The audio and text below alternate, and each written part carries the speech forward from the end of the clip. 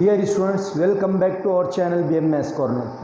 पिछले लेक्चर में हमने मैथमेटिक्स पार्ट 2 का 6th यूनिट डिफरेंशियल इक्वेशन उसकी एक्सरसाइज 6.3 स्टार्ट किया था। उसके कुछ प्रॉब्लम सॉल्व किए थे।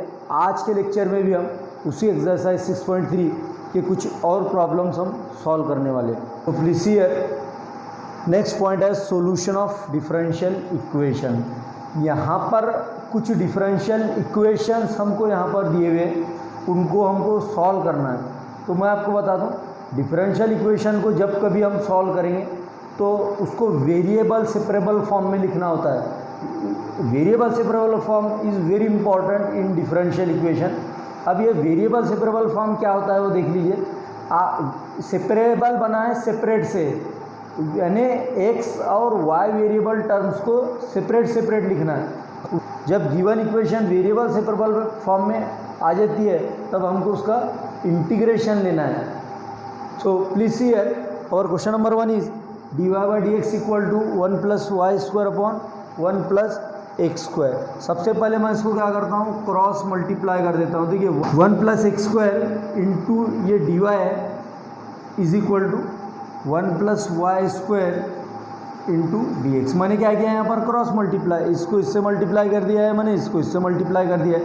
तो अब देखिए ये x का टर्म है, ये y का टर्म है, ये y का टर्म है, ये x का टर्म है। मीन्स x और y दोनों के टर्म दोनों साइड कैसे मिक्स है, तो हमको इनको सेपरेट करना है। कैसे सेपरेट करते वक्त आपको ये बात ध्यान में रखना है कि इस तरह से सेपरेट करना चाहिए कि उसका इंटीग्रेशन जब हम लें तो वहाँ पे इंटीग्रेशन के फार्मूले अप्लाई होना चाहिए।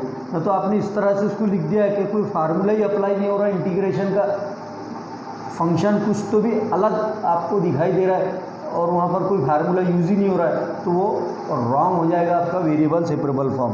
तो देखिए मैं इसको कैसे लिख रहा हूँ, डी वाई अपॉन, अब देखिए 1 प्लस वाई स्क्वायर इंटू में है तो ये इसके अपॉन में आ जाएगा। उसी तरह is equal to D x upon, ये देखिए 1 प्लस एक्स स्क्वायर इंटू में है तो ये इसके अपॉन में आ जाएगा। अब देखिए ये हो गया हमारा वेरिएबल सेपरेबल फॉर्म। LHS में जो है टोटल y वेरिएबल वाले टर्म है, RHS में जो है x वेरिएबल वाले टर्म है। Therefore now integrating both sides, integrating both sides, equation के दोनों साइड को उसके बाद में आपको क्या करना है, इंटीग्रेट करना है। D Y upon 1 plus Y square equal to D x upon 1 plus x square. Now these are the फार्मूले।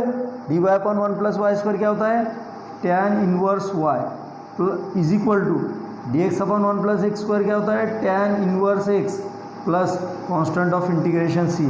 Students please see here, it is our question number 2, solve y minus x d y by d x.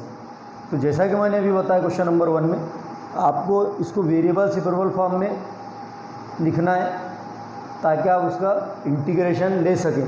तो सबसे पहले मैं क्या करता हूँ, y minus x into d y by d x equal to 0, इसको हम लिख सकते हैं माइनस का ये जो टर्म है उसको राइट हैंड साइड में शिफ्ट कर दो, y equal to x into d y by d x.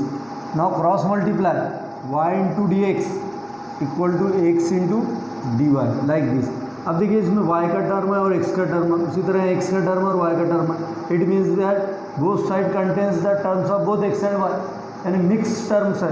तो अब उसको आपको इस तरह से सेपरेट करना है कि इंटीग्रेशन के फार्मूले अप्लाई हो सके। तो देखिए मैं क्या कर रहा हूँ, dx उसके नीचे x लिखता हूँ, देखिए इंटू में है तो अपॉन में आ गया, इक्वल टू dy, ये y लेफ्ट में इंटू में है तो ये अपॉन में आ जाएगा ना। अब देखिए ये वेरिएबल सेपरेबल फॉर्म में आ गया, ये टोटली x के टर्म है, ये टोटली y के टर्म है। तो यहाँ पर हम क्या कर सकते हैं, उसका इंटीग्रेशन ले सकते हैं, इंटीग्रेटिंग बोथ साइड्स। अगर मैं इसका इंटीग्रेशन ले लूँ तो dx upon x is equal to integration dx upon x is equal to integration dy upon y। इसके फार्मूले हमारे पास में log x equal to log y। देखिए अब तक ऐसा होता था, इंटीग्रेशन कांस्टेंट हम c लेते थे। अब सॉल्यूशन ऑफ डिफरेंशियल इक्वेशन के जो प्रॉब्लम्स है उसमें कुछ प्रॉब्लम में हम कांस्टेंट ऑफ इंटीग्रेशन c लेंगे, कुछ प्रॉब्लम्स में हम constant of integration log c लेंगे। जैसे कि इक्वेशन के दोनों साइड लॉग के टर्म है तो हमको कांस्टेंट ऑफ इंटीग्रेशन c नहीं बल्कि लॉग c लेना है। क्योंकि हमको ये लॉग को कैंसिल करना है, यहाँ से रिमूव करना है। कैसे करेंगे देखिए, लॉग एक्स इक्वल टू, देखो ये कैसा होगा, log x plus log y, plus में रहा तो हम कैसे लिखते हैं इंटू में, तो यानी लॉग एक्स इंटू वाई लिखते हैं, यानी वाई इंटू सी। तो इससे क्या हो जाता है, ये लॉग और लॉग कैंसिल हो जाता है, तो वाई सॉरी आंसर आएगा हमारा final answer x equal to y c. तो अगर हम यहाँ पे लॉग सी कांस्टेंट नहीं लेते तो ये लॉग कैंसिल नहीं होता। सो इस तरह से इस टाइप के क्वेश्चन में जब दोनों साइड में लॉग आता है तो कांस्टेंट ऑफ इंटीग्रेशन सी के बदले हम लॉग सी लेंगे। So these questions are asked in the examination for 2 marks. I hope that you are understood it. So take the screenshot of this. So students please see here, it is our question number 3, solve log of dy by d x equal to 2x plus 3y। तो सबसे पहले मैं ये बता दूं, जब तक कि इस इक्वेशन से log को हम रिमूव नहीं करेंगे तब तक ये इक्वेशन सॉल्व नहीं होगी। तो ये log को अगर आपको रिमूव करना है, देखिए लेफ्ट हैंड साइड से अगर log फंक्शन को रिमूव करते हैं तो राइट हैंड साइड में ई आता है, जो है बेस है एक्सपोनेंशियल। लॉगरिथमिक फंक्शन को हम एक्सपोनेंशियल फंक्शन में हम कन्वर्ट करेंगे, तो यहाँ पर जो पहले से फंक्शन था वो इसका पावर हो जाएगा e to the power 3x plus e to the power 2x plus 3y, हम इस तरह से लिख सकते हैं। अब देखिए इंडाइसेस के रूल का यूज़ करो, dy by d x equal to e to the power 2x into e to the power 3y। Now अब क्या करेंगे, हम इंटरचेंज कर देंगे, ये y फंक्शन है तो y फंक्शन के साथ ये ई टू द पावर 3y लिखो अपॉन में, और dx ये यहाँ पर आ जाएगा। देखिए dy upon e to the power 3y equal to e to the power 2x into dx। अब वेरिएबल सेपरेबल फॉर्म में आ गए, ये टोटली y के टर्म है और ये टोटली x के टर्म है, तो अब हम इसका इंटीग्रेशन ले सकते हैं। dy upon e to the power 3y equal to integration e to the power 2x into D x. मैंने क्या किया है, दोनों साइड का इंटीग्रेशन ले लिया, इंटीग्रेटिंग बोथ साइड्स। तो ई टू द पावर 3y को डिनोमिनेटर में से न्यूमरेटर में लाओ, e to the power minus 3y dy, इस तरह से हम लिख सकते हैं equal to e to the power 2x into D X. हम यहाँ पर इसका इंटीग्रेशन लेते हैं, e to the power minus 3y का इंटीग्रेशन आता है e to the power minus 3y, और उसके बाद में माइनस 3y का जो कोएफिशिएंट है -3, वो इंटीग्रेशन में हमको अपॉन में लिखना होता है, is equal to e to the power 2x का integration e to the power 2x upon 2x का जो कोएफिशिएंट 2 है वो भी यहाँ पर अपॉन में लिखना है, प्लस c1 लिखता हूँ मैं कांस्टेंट ऑफ इंटीग्रेशन। अब यहाँ पर क्या करना है, क्रॉस मल्टीप्लाई कर देना है, 2 into e to the power minus 3y is equal to -3 into e to the power 2x, इस तरह से टू द 6। देखो माइनस इंटू प्लस क्या हो जाता है, फिर -6c1, तो हम 2 e to the power -3y।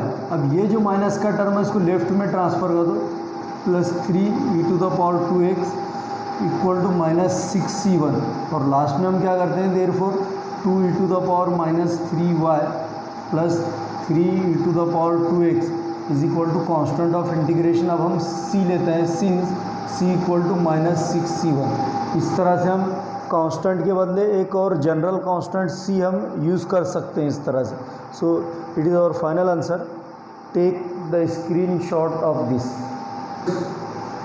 Please see here, it is our question number 4, solve sec square x tan y dx plus sec square y tan x dy।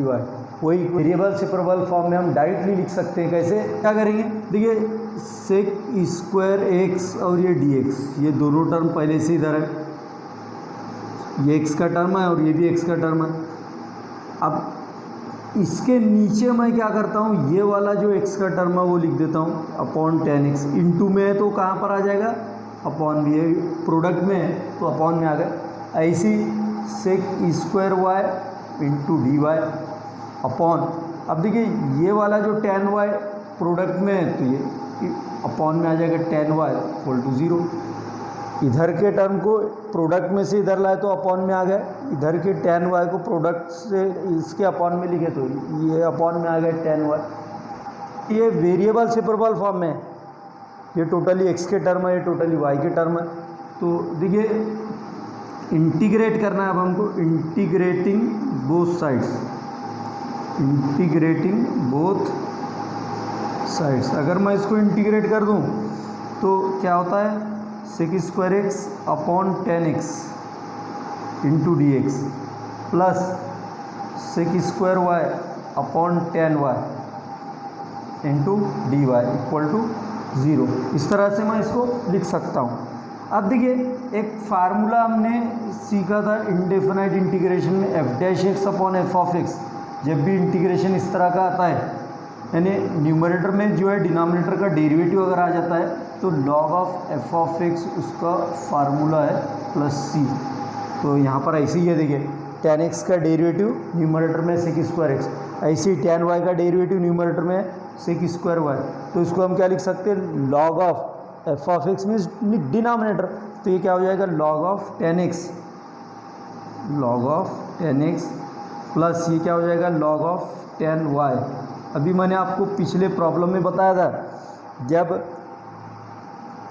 All terms के साथ log है तो हमको constant of integration जो right hand side में हम लेते हैं तो c नहीं बल्कि लॉग c लेना है, क्योंकि हमको यहाँ से लॉग रिमूव करना है, हटाना है अगर इस डिफरेंशियल इक्वेशन को सॉल्व करना है। तो देखो log x plus log y क्या होता है, लॉग x इंटू वाई होता है, means log 10x plus log 10y अगर है तो क्या लिखेंगे, log of 10x into 10y equal to log c। ऐसा लिखने से क्या होगा, देखिए लॉग सी कांस्टेंट लेने से क्या होगा, लॉग कैंसिल होगा। अगर मैं लॉग सी नहीं लेता तो ये कैंसिल नहीं होता था। तो क्या बचा फिर, 10x into 10y is equal to c. It is the screenshot of this. मैंने आपको सॉल्यूशन ऑफ डिफरेंशियल इक्वेशन को अच्छे से अच्छी तरह आपको समझाने की कोशिश की है। आई hope that you understood all the problems. तो अगर आपको ये लेक्चर, ये वीडियो अगर पसंद आया हो तो ज़रूर लाइक और शेयर